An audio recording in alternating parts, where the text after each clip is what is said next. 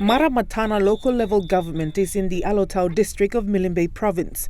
Kokonas Indastri Koporesen has its eye on this part of the country to store all coconut varieties or simply setting up a seed bank. This gene bank is going to introduce coconut farming systems. You're going to run vanilla under coconut, you're going to run cocoa under coconut, you're going to run taro under coconut, you're going to run pineapples under coconut. We've tried all of these ones. We know we got the results. They are all captured. And once we start this one, we will start that. But the slow progress in purchasing the land has seen the first lot of seeds collected in the southern region planted in Misima and Bubuleta. The managing director of Kokonas Indastri Koporesen, Alan Aku, explains that once the Mara-ma-tana Coconut Institution is set up, then the 47 varieties of the tall coconuts and the 14 dwarf varieties will be planted in the LLG. This place is not going to be only gene bank. It's going to be the next coconut research center, like one in Medan. It's going to be replicated here. So we got 43 tall varieties and we got 14 dwarfs. Okay? So those coconuts are going to be planted here. This institution is not just for Papua New Guinea, it's for the South Pacific. It's an international coconut gene bank.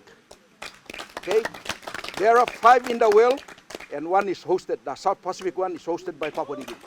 KIK has set aside funding for the land purchase. However, because of land boundary issues, the land had to be resurveyed.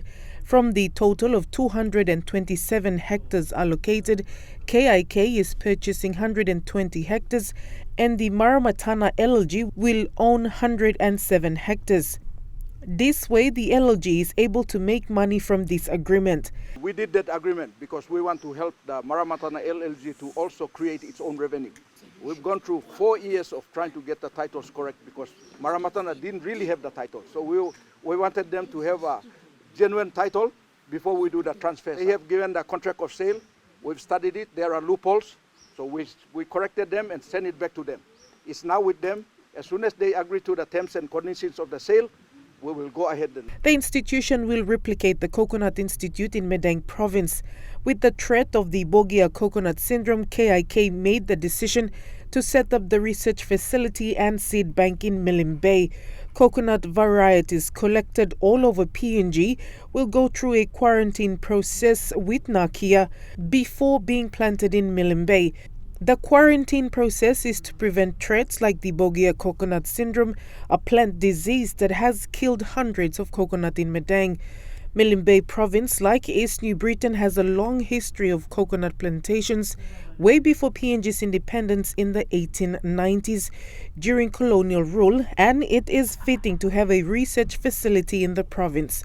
The Kokonas Indastri Koporesen, or KIK, was created when the PNG Coconut Institute broke into separate roles and functions in the commodity world.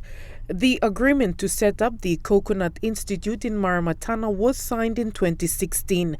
Member for Halts Charles Abel fully supports this project and urges the landowners to make use of the money that will be used to purchase the land. This money must be also put to something good.